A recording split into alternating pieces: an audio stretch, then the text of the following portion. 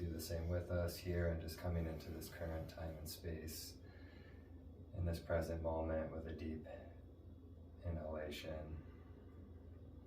fully feeling the entire spine and midline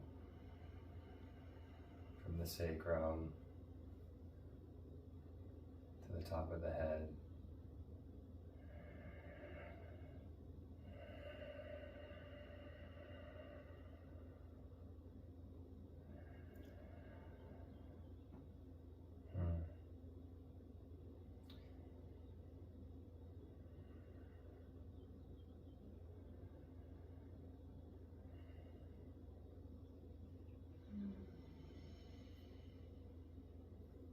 So that feels good. Mm-hmm. Yeah. Let us call in now our higher selves, our souls, that we may be completely embodied with that higher aspect of ourselves. That what comes through us today comes through from that place rather than from our belief systems or our ego or perceptions that we've received from outside of ourselves. And so it is. So it is. So yeah, we can do a quick introduction and maybe like another video perhaps to like go into like our history of, you know, our own journeys, but simply just to kind of touch on who we are for the audience. Okay. And why we've come together to create this content to share. And so Dave and I met because I'm a body worker and somatic therapist. And so, you know, we're recording here in Sedona, Arizona. Mm-hmm. And where this is a vortex and a very powerful place in this time of transformation and ascension on the earth. So we have both experienced similar journeys along the way, and anytime we connect, we feel spirit moving through us. Mm-hmm. And we wanted to finally record something to share with people that may resonate with our journeys and you know, the lifestyle that we live. Yeah. I was just noticing the sign on your wall that said, no tree can grow to heaven unless their roots reach deep down to hell. And I think that dark night of the soul aspect was really what brought Brandon and I closer, what created a bond between us. You know, I came to him from body work, which was amazing. And then I went through a really big shift in my life that was very difficult. And when I came to him during that time, I could almost see I really felt like I was seeing into other dimensions of where we have connected in multidimensional realities, and that you were there to help me to repair, to put me back together after I had been completely broken. And it was a beautiful, magical experience. I felt like that I've seen many realities with us together and in deep in the woods during times of the witches and the wizards, and that we were doing work together in that way. And I think that time when immediately after, I remember feeling like that you were almost like a knight that was coming to put me to heal me and to help me to tie all of the broken pieces together. Mm-hmm. And that was really beautiful. So I think that was another part that multidimensionally we were bonding in that way as well. Absolutely. Yeah. And for anybody out there that may be new to this journey of you know, healing or integration, you know, from life experiences, what we may call trauma,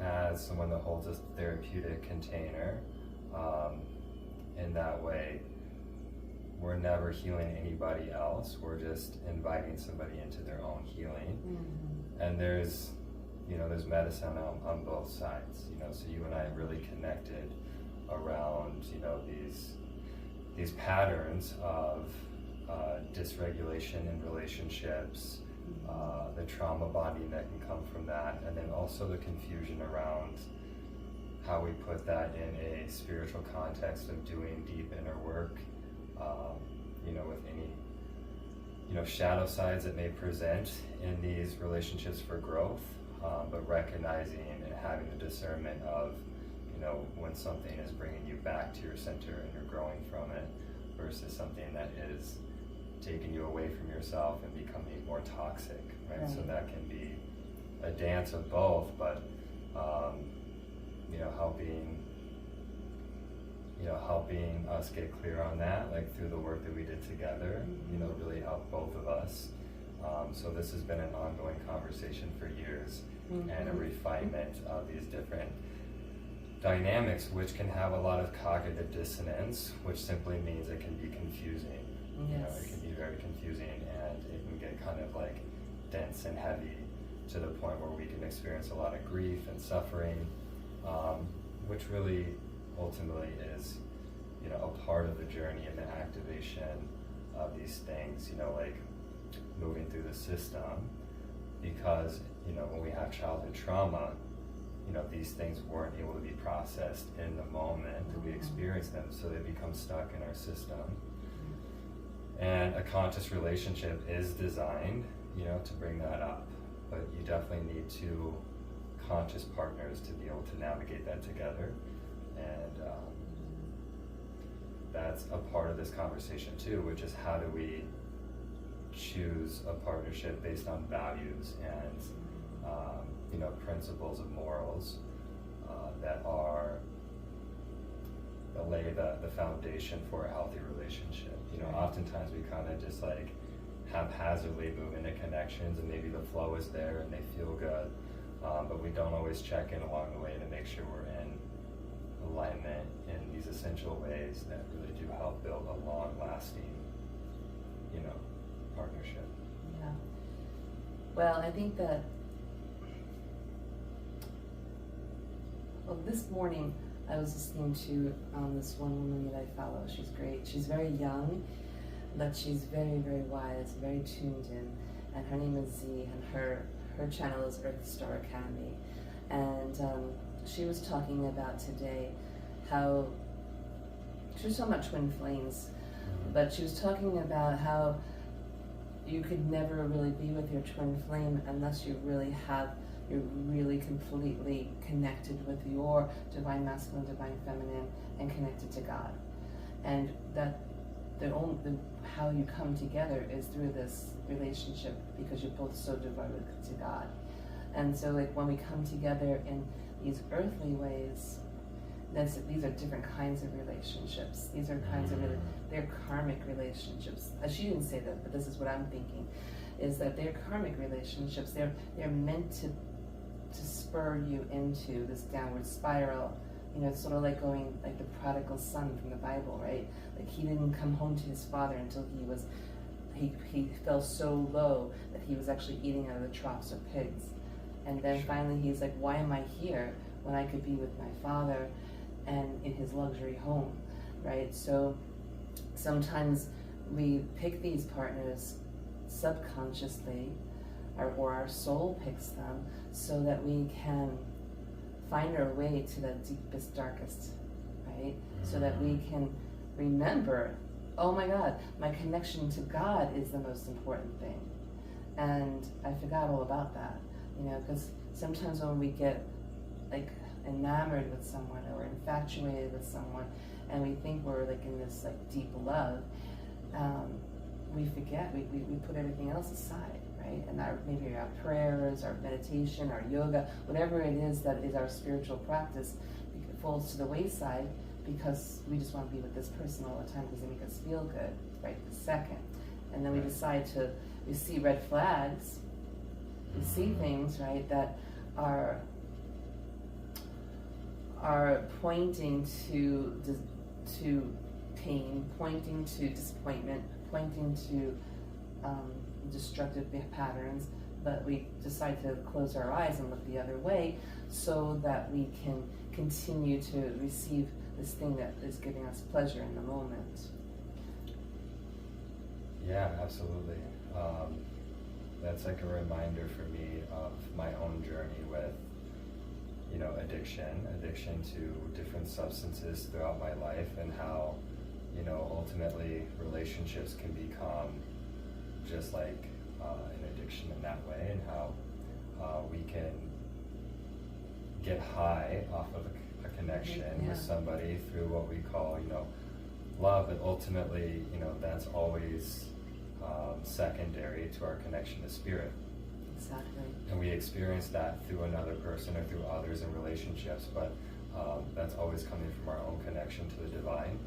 And a part of the journey that has been really important for me is developing my own secure attachment to myself and higher self, to spirit, so that, no matter what change or fluctuation there is in the world with relationships or circumstances, I feel, safe, because, if we bypass those red flags and we ignore,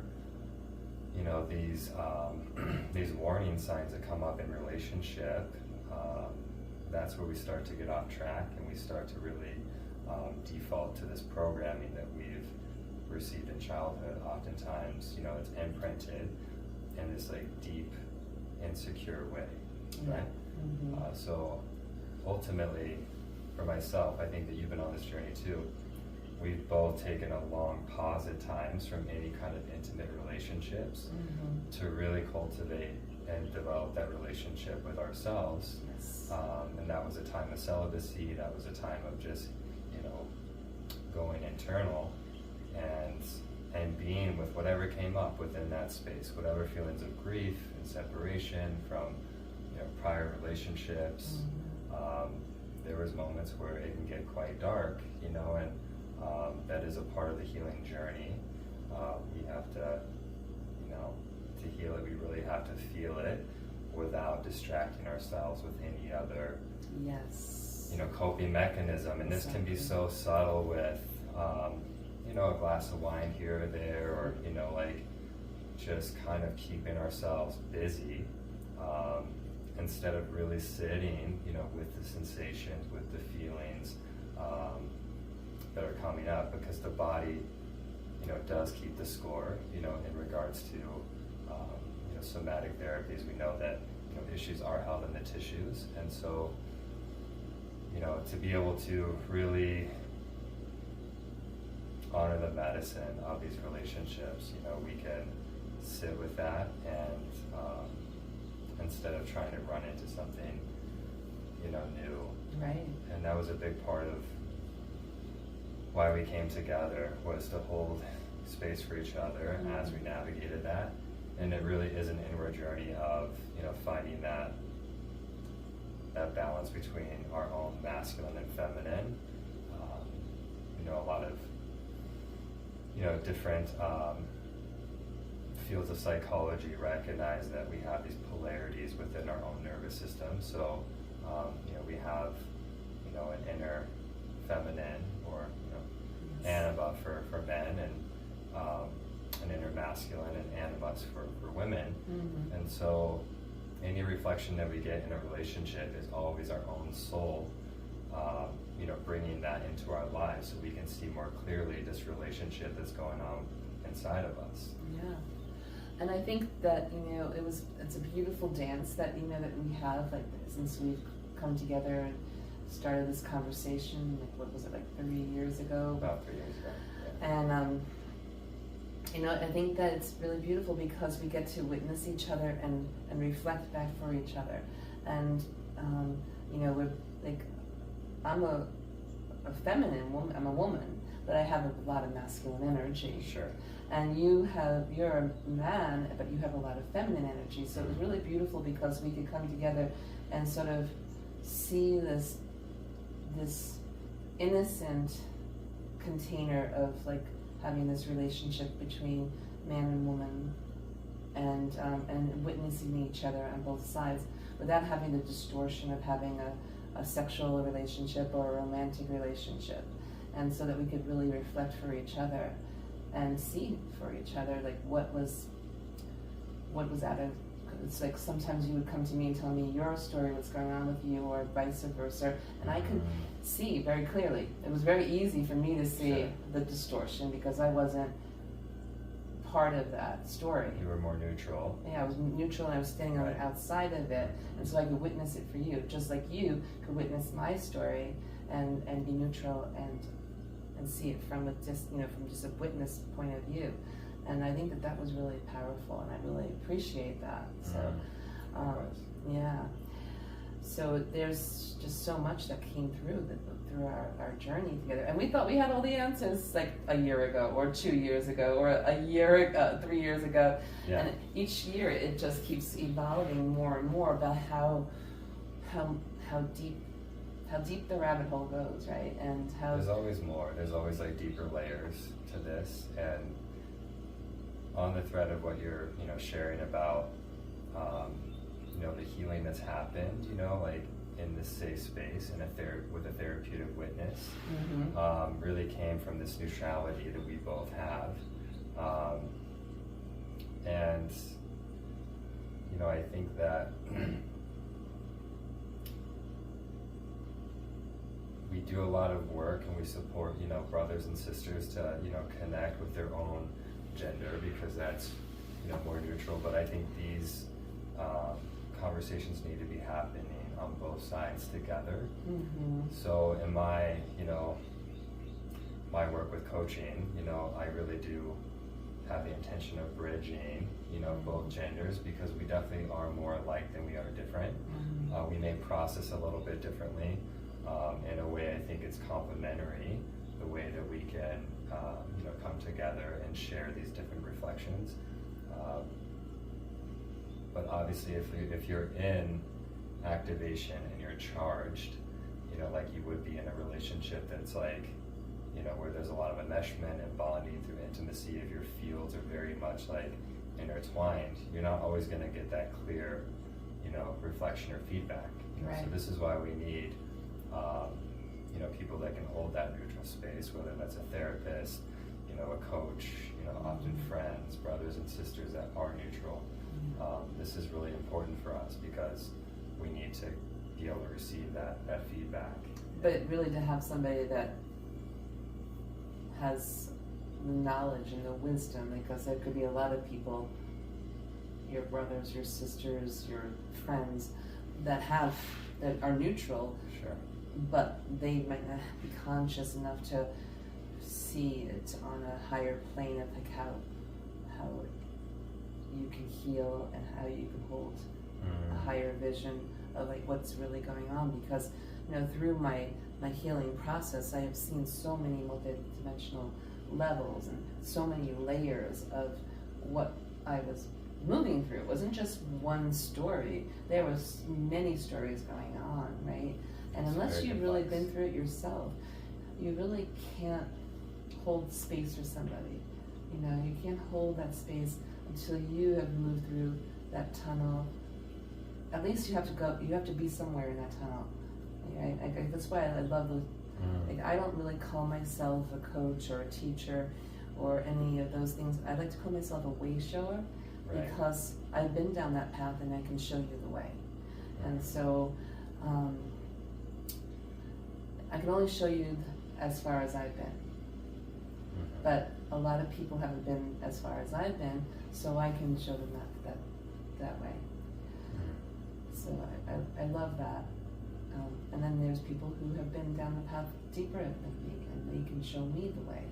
And it's like that old saying, right, that we're all just walking each other home. It really is. Like, hey, don't stand over there. Come on, let's go. Let's go this way. Sure. Or don't take that path. That path is, like sort of when Neo's getting out of the car and Trinity says, you don't want to go that way, Neo. You've been down that path. You know where it leads. Right. And so for somebody that's really knows, and well, we always have to check in with that too and see if a person that we're getting guidance from, has a lived experience or embodies the qualities of something that we're, working on, because obviously everybody can have their own perspective or opinion, but that's really important to check in with. And so people that are actively doing their work on a regular basis and integrating that, which, as we've seen here in Sedona, which is a place where a lot of people come, for consciousness and for spiritual work. There are a lot of people that, are not always intentionally, but they're bypassing, this deeper integration. Right. And so they may have good intentions, but they may have, an inflated ego and feel like they have all the answers. So ultimately, somebody that really, I think, encourages our own innate wisdom to come through, because we always have the answers within us, but a good coach or a way shower or a guide, will help us get there. For some reason we're in a place where we can't see the forest through the trees. It's like we're just kind of in this dense lower vibration of consciousness, and in that space we've kind of lost our connection to spirit. So sometimes we need somebody to remind us of our own truth. Absolutely. And it's, speaking of Sedona, like Sedona, everyone is a coach, a way shower, a shaman, a healer. It's very hard to not talk to somebody that's not one of those things. Right. So you have to really be very discerning when you are initiating a conversation and hiring somebody or sitting down with somebody to talk to them, because there are a lot of people who think that because they went on this one-night ayahuasca journey, or because they went to this weekend workshop, or they did this certification, now they're experts. And they really haven't allowed themselves to go deep. And a lot of them are like spiritual bypassers, like you're saying. They're like, oh, just keep your vibration high. Just make it, just keep positive thoughts. And then deep down is that still that lurking, that wound that's festering, right, that's waiting for you to finally look at that wound and be like, I got you. I'm gonna stay with you until you heal. And I'm gonna sit through this darkness with you. And we're going to do this together, instead of keep pushing it away and being like, oh, I'm going to go to a static dance, oh, I'm going to go to drum circle, oh, I'm going to go do the ayahuasca ceremony, or I'm going to do all these things, I'm going to do some mushroom. And then that wound is still there. It's just waiting, it's waiting. And each time that we push it away, we're literally abandoning ourselves. We're rejecting ourselves. And that's usually what the wound is abandonment and rejection. So we're actually deepening the wound by rejecting that part of ourselves that's crying out for us to pay attention to it, and we keep pushing it away. Does that make sense? Yeah, it does make sense. And this actually took me many, many years to kind of put together in my own journey. You and I have both had a shared experience around our kundalini's opening up, and without proper guidance, and for anybody that doesn't know what that is, you can jump online and look up Kundalini Awakening. But these subtle energy practices that are coming, here to the West from, these Eastern traditions, they have a long history, and they have, designated spaces to hold those experiences with reverence. We're still learning that for ourselves. So a lot of us are practicing yoga, we're practicing meditation, we're opening up our subtle energy bodies, and sometimes a Kundalini awakening can happen, and that can be a very intense experience where if you're familiar with the chakra system, you can raise your frequency into these higher centers, and you can experience a connection to the divine, to God, to spirit, to source. There's so many different names for these astral realms that we can access within our own being, and that can be a really expansive experience, but it can also lead to a lot of suffering First of all, if you don't know what's happening, Right. which I didn't at the time when my Kundalini awakening Right. happened, and you know, that took years, like years of being, you know, in this, you know, foggy, dissociated, you know, state where I couldn't really function. And I could talk more about that later, but ultimately, you know, it took a long time for me to come back into my body and to start to have this awareness around these parts of ourselves that we can, parts of our souls that can, you know, come into our physical vessel, because we're not one continuous thread of a personality. So, you know, there's a therapy I love. It's called internal family systems, and it's sweeping the world. It's something that like has brought this indigenous wisdom of understanding that our souls are multifaceted and we have different parts of ourselves, you know, that come and go, you know. So this idea that like we're one continuous personality is kind of silly, because we have all these pathologies, you know, in our Western model of psychology that show, you know, if you act in a different way, like you may be experiencing an imbalance or psychosis. And so we kind of narrow ourselves into a box, right? And so, you know, with this understanding that a parts approach, we can see that, you know, our souls are multidimensional in nature. Absolutely. And so, you know, a lot of these parts that have kind of been fractured off from, you know, our primary self, you know, have held this energy, you know, for us, you know, that was too big to handle at that time. And when it comes back in, you know, it can be a lot to, you know, to sit with those energies. So it's really interesting to be aware of how, you know, our souls kind of operate, and just that, you know, these dark nights of the souls, they do have a meaningful purpose behind them. Like they are trying to help our system come back into homeostasis, right? Exactly. I always tell my clients, I always talk about this a lot because this is a big subject for me. And I talk about snake medicine, and like how, you know, when the snake is expanding and growing, it has to shed its skin. If it doesn't shed its skin, it's going to suffocate and die. And so when we are ready to grow and expand, we have to shed off a lot of belief systems. We have to shed off old paradigms. We have to shed off old selves. We have to shed off relationships, or maybe jobs or homes or whatever it is. There's a lot of things that our soul is calling us to release.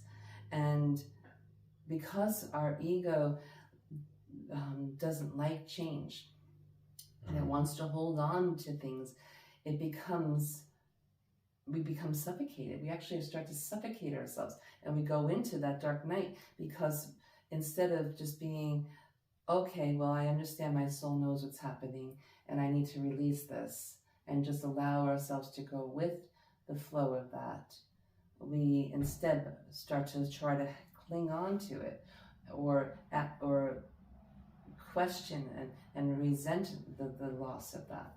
And if we just were like the snake and we're like, okay, this skin no longer works anymore, and come out in this beautiful, bright and shiny, glossy new skin, and we just walk out in the world.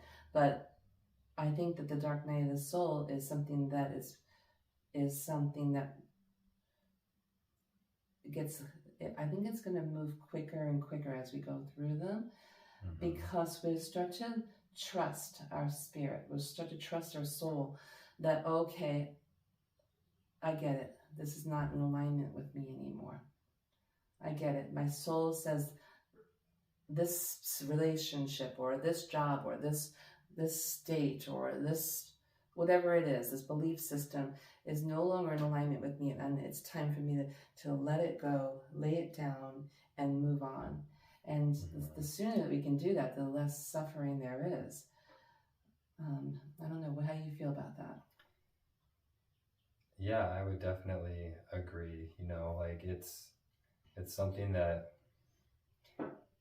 it can take some time to cultivate, you know, this connection to our higher selves, to have the discernment of, you know, what's a message from spirit, you know, to create a change in our life, versus like what's our own ego and, you know, like any kind of fears or anxieties that we have about, you know, jobs, relationships, any kind of relationship or life circumstance. So that's where I think these practices are of value, is they do help us, you know, create that connection and to get very clear around what that guidance is. It shows up for, you know, differently for everybody. Yeah. But once we get the message, to be able to be in a place of non-attachment, because I feel like, you know, Buddhism really kind of like shares this message around all suffering coming from, you know, our attachments, you know, Yes. our attachments, because our ego does find comfort in things, you know, continuing on in the same way, even if we are suffering and that thing is no longer serving us, right? So that's where we always, you know, want to remain, you know, fluid, you know, with the flow of life and how it's moving us. And that can definitely be a tricky thing in life, you know, when you have a career or you have, you know, partnership, you know, marriage, things like that, where we're being, you know, pushed to grow and you know, shed a layer of that skin and, you know, step into a new part of our being. You know, so I get how that can be, it takes a lot of discernment, you know, ultimately. And it's also reminding me when you're talking about that of butterfly medicine. And so like in shamanism and in the Native American way, we talk about medicine. Everything has medicine. Everything has either a message or a lesson or a healing for us. And so like the snake teaches us to release the skin so we can expand and grow. And the butterfly, the medicine it teaches us, it's amazing to see, because I think that the butterfly is the perfect symbology of the dark night of the soul, because it is the caterpillar that goes around and it eats and it enjoys its life, and then it wraps around itself the chrysalis and it goes into the deepest dark, and then it starts to melt. It literally melts, and I've heard that it's extremely painful. And it melts, and then it becomes a new form, and then that new form has to use all of its strength and all of its might to push through the chrysalis. So, and if anyone was to help it, then it doesn't create the strength of its wings, and it would never be able to fly. And it would just, once it was released, it would just die. And so it's something that you have to do on your own. You have to go into the darkness. You have to allow yourself to completely be melted and reformed. And then when you come out of that, you have to like bring up all of your strength and all of your courage, and then push into this new expression of who you are. Isn't that beautiful medicine? I think it's gorgeous. Beautiful. Yeah. And so when we look at the butterfly, we can look at it in a different way. It's a very beautiful being that seems so free. It seems so, like its energy is very joyful. But what it had to go through to get there, right?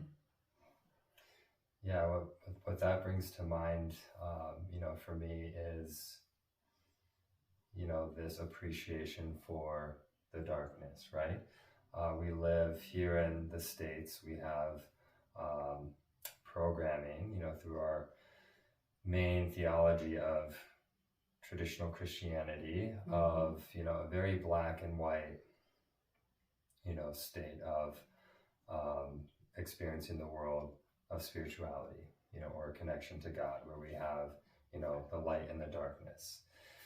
And in a sense, that's polarizing, and it's not the whole story. You know, a lot of traditions around the world recognize that there are redeeming qualities, of, these aspects of God or the divine that go into the underworld, and they kind of harness, the lessons from that, and they can transmute that energy, and it can become a part of the growth of, each person's journey.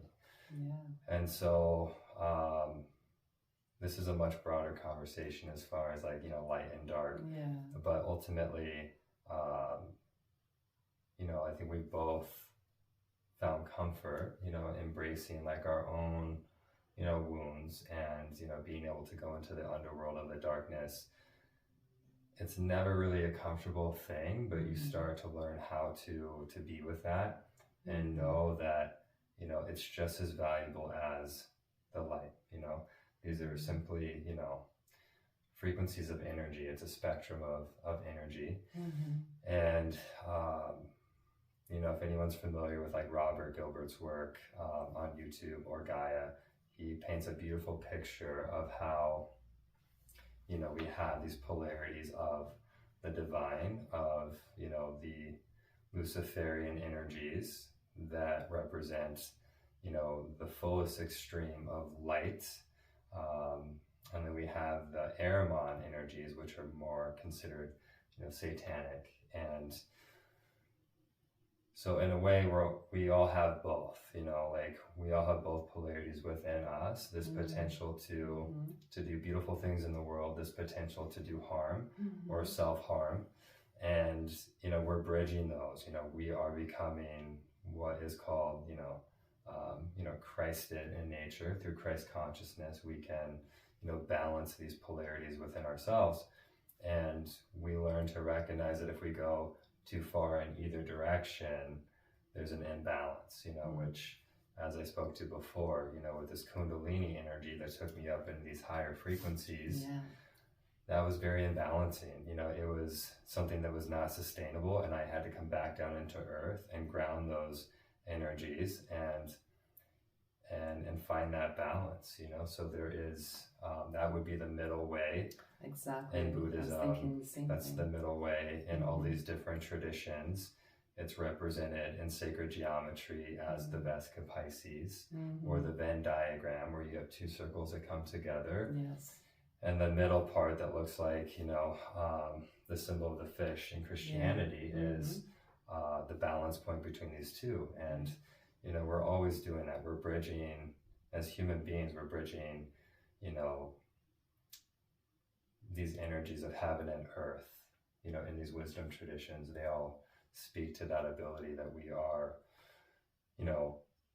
channeling energies, so when we can find that balance, we can stay in a flow between, ease and grace, or effort and grace. And so it's a dance, but like what you were saying with the butterfly, it's something that, we do learn to embrace these stages of development that do break us down, and we can start to reprogram ourselves. A lot of us have taken on the programming of, our culture, our family traditions, and most of it is very disconnected from any, connection to spirit. And so we learn that, once we start to see these patterns within our own, life experiences, we can start to choose which ones we want to, continue, or which ones we want to, change, and we can start to reprogram our own subconscious, right? And so this is a big part of our journey, which is like getting very intentional with, how we want to show up in the world, what our values are, and freeing ourselves from this matrix of programming that, has been, so deeply ingrained in all of us. Yeah, we have no idea. I'm sure there's a lot of programs that are still yet to be revealed. Oh, for sure. But when I think about what you're saying about that, is like, that's why the heart, when we think about the chakras, they talk about the heart being the bridge.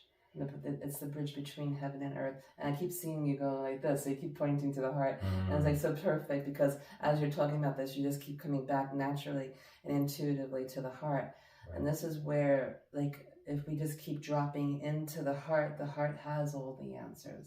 The heart knows what the neutrality is, what the middle way is, because this is the bridge between those two places.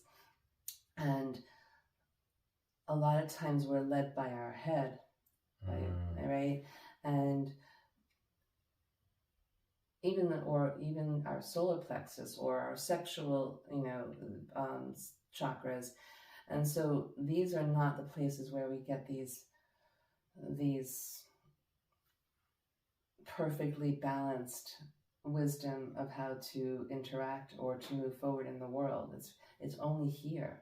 The way I see that too, just to kind of add some context to this, is, with our subtle energy bodies, we have the chakra system, and we have, these main centers of chakras along our spine, and how life energy moves through each of these chakras is how we plug into our life experiences. It's how we plug into the matrix of this collective consciousness that we're all co-creating together. There's morphogenetic fields in each, life form or species that shapes its consciousness, right? And so depending on how much, integration of our higher selves that we bring into these centers, will dictate, how we, plug in, to the sexual matrix, into, the matrix of power, and how we, move through the world with business, or thinking that we can have power over others in like a narcissistic way, and, each of these kind of have its own frequency that have been mapped out by a lot of traditions. But ultimately, what you're saying is like the heart center is the balance point. If we stand, we stand up and we put our arms out, we can see that our bodies can be like a cross, right? And so, that is the balancing of these, higher centers of consciousness with this earth experience, so that we can still be in the world, maybe not of the world, because our true nature is spirit, having this human experience. But it allows us to interact, in this heart-centered way, and to have compassion, and also with boundaries. Like that's what these lower centers really give us, is the choice and the say how we want to interact in the world and share our energy. And do we want to give into the same traditions that have been creating generational trauma, over and over and over again. Right. So in this time of ascension, where humanity is obviously going through a major transformation, we all have an opportunity to find a new expression. This is what 5D consciousness is all about. It's this awareness that we are energetic beings, and consciousness is alive in all things, Absolutely. That the universe is energy, it's consciousness, it's alive, it's a sentient living being, from every molecule of, sand, from the smallest organism to the largest with planets, everything is living and has, innate intelligence. And so, in a way we can open up our consciousness to that and kind of tune into, life and how it's moving us, in an organic way, like in a way that would allow for flow instead of, meeting it with resistance, because we are coming out of a very dense stage of human history. That's been called like the Kali Yuga in different traditions. But we can see that, from our modern recorded history, how much suffering there's been, around the world. And it is beautiful to see that we are coming out of that, and we're having this awareness that our consciousness does shape reality. And that's the biggest, most empowering piece to me, is that our thoughts, words, and actions are how we manifest our energy into, the third density reality, into this matrix. And so we get to have more of a say And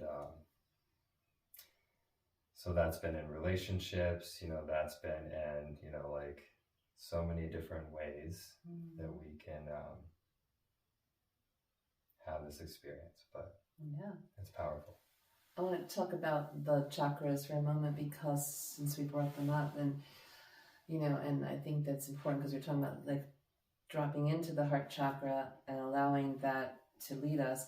But the thing is that the chakras are vortexes. So they actually are in our subtle body, right? So just so like when we have our subtle bodies are 6 feet or even larger depending on our consciousness. And so just imagine that like my heart chakra is very, very large on the outside of my subtle body. And then it comes in like an hourglass, comes into the physical body, and then comes back out and expands out to the other side of the back body. Yeah, the back body. And so these are literal vortexes. And so they take in energy from the outside, they process it, and then they send energy back out. And so if we have energy that is distorted, that comes into the vortex, then it's going to be distorted within us, and then what we send out into the world is distorted. And so if we have had like issues of separation or abandonment or rejection or deep grief and loss, and I'm just talking about the heart chakra. These are all lower vibrations of the heart chakra. Sure. But we can talk about the other chakras too. But like if we had all that, and then we go out into the world after we've taken all of this into the heart, and now we interact with the world from that heart center. We're interacting with that distortion until we heal it. And that's why it's really important too, because there's no way that we can actually have a healthy relationship with somebody when we've had all of these experiences coming in, and now they have distorted the field, they've distorted the energy of this chakra, and now I'm trying to have a relationship with you, but I'm coming from this place of all of this abandonment and rejection and whatever it is that was distorted in the center. And so I can't really make a heart-centered, healthy heart-centered decision until I go in and heal all of that energy. Until I am neutral in that center.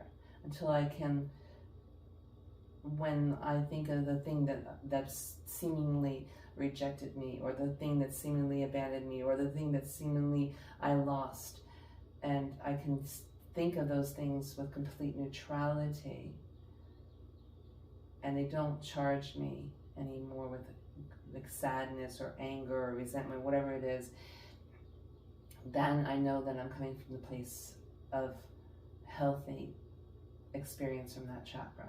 Does that make sense? It does make sense. It makes sense that as energetic beings, like we're imprinted on, by our environments, by, the programming of our primary relationships in our family dynamics. And that's what's referred to in internal family systems, as the different parts that shape up our nature, right? So yeah, those imprints, until we become conscious beings, we move from being unconscious, of, these energetic imprints in our system, in our nervous system, and these patterns in our lives that we often think that we're, victims of, until we start to see how we actually, create them, or how our souls kind of like bring those experiences, about to like help us discover how we can be more whole and how we can be more secure within ourselves. Like that is the part of our journey that needs to be our focus. That is the integration of the karma that every soul kind of takes on. It has different flavors, but ultimately that is the inner work that all of us need to take accountability for. And it takes a radical transparency to really be real with yourself and to put your ego aside and say, you know, like, how did I contribute to a situation or a circumstance? And when we step out of victim consciousness and we really empower ourselves to take every reflection and receive that and learn from it, I think that's where a lot of like meaningful growth can happen, and we can live more in that heart-centered place. And it's also too, like, you know, it's what we witness as children, like, you know,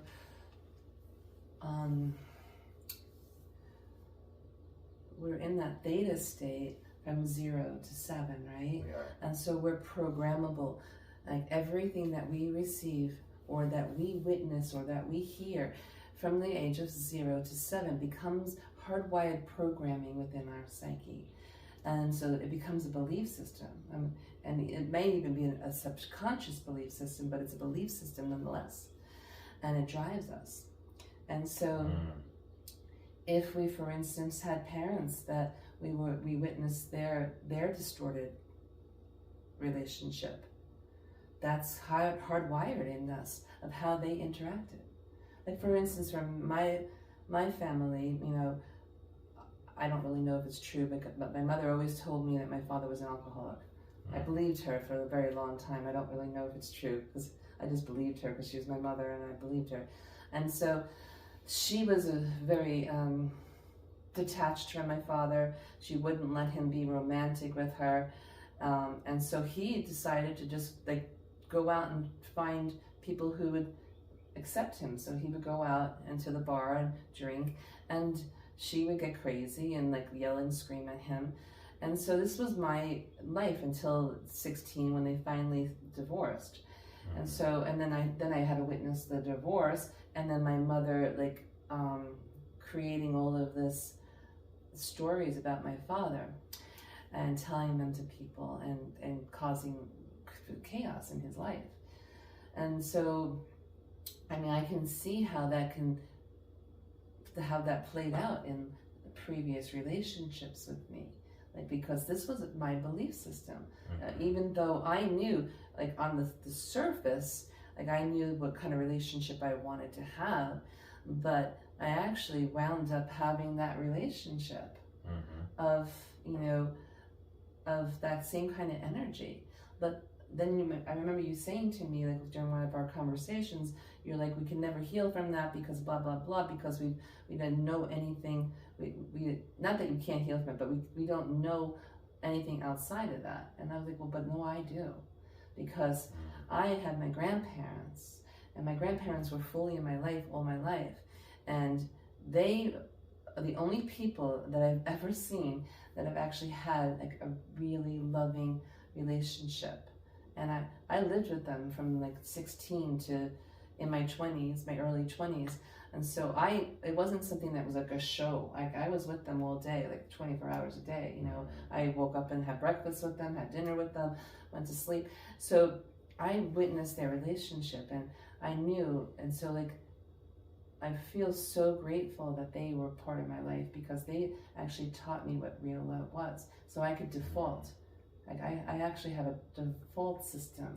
Sure. And so, but what I wanted to say is that we need to look at that. We need to look at like what was happening from the ages of 0 to 7, because this was what we believed deep down inside. This is what our heart has as the definition of love. Like we've both read that book from what's his name?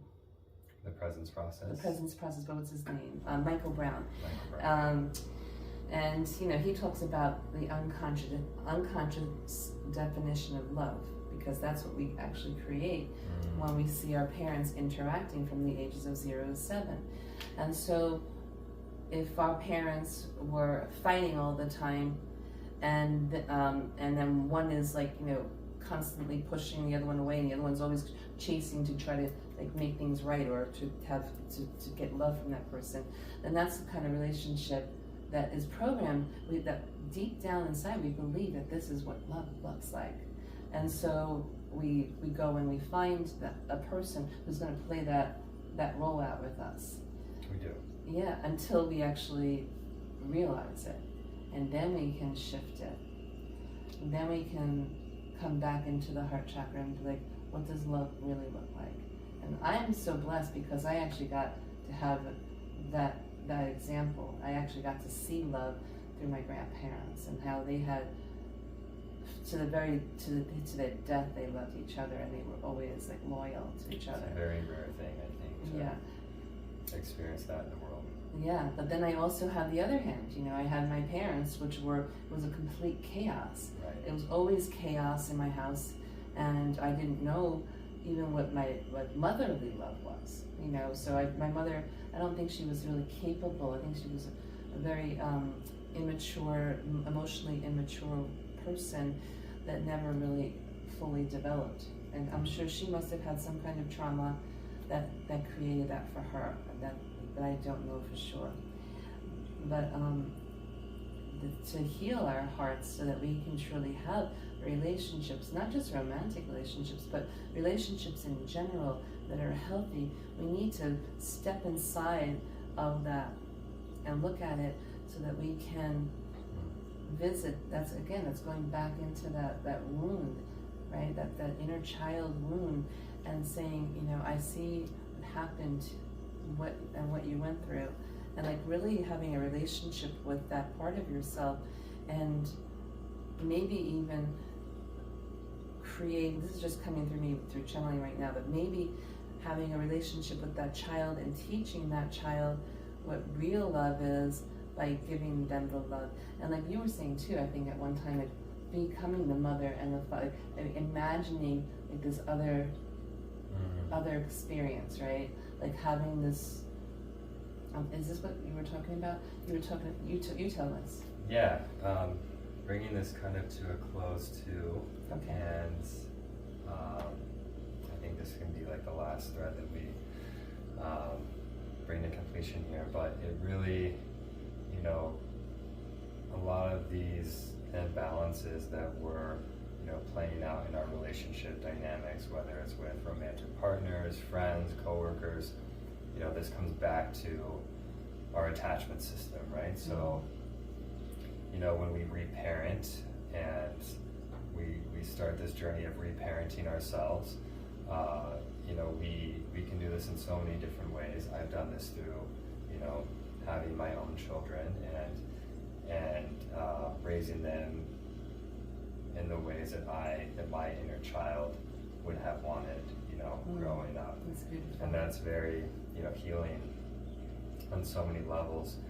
But our attachment system, you know, of the limbic part of our brain does hold the wiring, you know, of our primary imprints from childhood, from that 0 to 7 years. And so, you know, that's where you had mentioned the theta state before. There's brainwave states that we have mapped out through, you know, through science, and these wisdom traditions have charted these, you know, for, you know, thousands and thousands of years, but it's coming out, you know, in our, you know, Western scientific understanding of, you know, how our consciousness works, and you can, you know, go into deep states of meditation, or, you know, slower, like a lower state of consciousness, I guess, like we could call it like less active, right? So there's a way that we can go into ourselves, and we can actually reprogram, you know, through you know, opening up our consciousness, and we actually go into our own limbic system, and we start to, you know, reparent with it's like an ideal parenting protocol. Right, that's what I was talking about. Which is like really powerful, that we can start to imagine. Our imaginations are so powerful. So we can, whatever qualities we didn't have growing up, you know, we can imagine the most ideal parents, you know, in this meditative state, in a trance state, so that we can, you know, orient, you know, to that. And that really gives us this new internal map, you know, in a way, because I love this like metaphor with technology and computers, but we can see how like our bodies, you know, are conscious is the hard drive of a computer. Mm-hmm. And, you know, a lot of times we get programmed with these very, you know, kind of toxic imprints and, you know, things that kind of bog down our system, right? Mm-hmm. And they keep us looping in these same patterns. And so, you know, we have to essentially, you know, clear out that hard drive. We have to be able to, you know, release those imprints or integrate them, and then we can start to create new ones. And when we work on the level of the attachment system, and we go in and we can kind of have these conversations with different parts of ourselves that, Mm-hmm. you know, have been wounded, abandoned, you know, hurt and shut Exactly. down, we welcome them back into the greater self, and we can actually transmute those energies and free them up. We move them through the system. Right. When we do that, we can actually feel the trapped energy, you know, like release. You know, I'm sure you've had So these beautiful. moments too, when these somatic experiences happen. We call it unwinding, you know, in somatic languaging. But, you know, these energies, when we're able to meet them, you know, with our presence and consciousness without going into a state of shutting down, they will actually, you know, move through the nervous system. That trapped energy is freed up, and we have access to, you know, ourself again, into the greater part of our being and our power. And this is such a beautiful thing to be aware of, because a lot of people are, you know, repeating the same circumstances and patterns in their lives, and we have a choice within that. Exactly. And this is what I do with my clients. I actually take them into a deep theta state through shamanic journey with my rattles and with other sound instruments. And I take them into that really deep trance, and then we go in and we do that work there. Yeah, we both do that in different ways. You know, you do that with your shamanic journeys, and I've done that with somatic therapies and body work, and then, you know, coaching from a parts work perspective and holding that container, you know, for whatever that needs to be expressed to create that safe space to do that. And, you know, that's really what has inspired both of us to come together and share this content today and just get the conversation going. We both recognize that the world, you know, needs more of this information. I think this really is a matter of education and helping people, you know, become informed of holistic healthcare, which is a mind, body, spirit approach, you know, to navigating our own, you know, wellness, and that starts within. Yes, exactly. Yeah. So grateful that we have this time to do this today. Likewise. And I'm looking forward to doing it again. Absolutely. And hopefully this will help a lot of people out that come across our conversation. Yeah, today's, you know, journey together, this was kind of like, we didn't script any of this. We kind of just came together and let, you know, things organically flow. And, you know, we could probably pick one or two of these topics and kind of go deeper and just, you know, lay you know, a fuller, you know, foundation for any one of these topics, and really that could be more comprehensive in a certain way. But I love just dropping in and seeing what kind of came up, and yeah, what a beautiful experience. So, yeah. Thank you, Brandon. Thank you guys for tuning in. Thank you. Blessings. All right, awesome. How long was that? That was an hour and 5 minutes. Oh my goodness, that was perfect. Okay.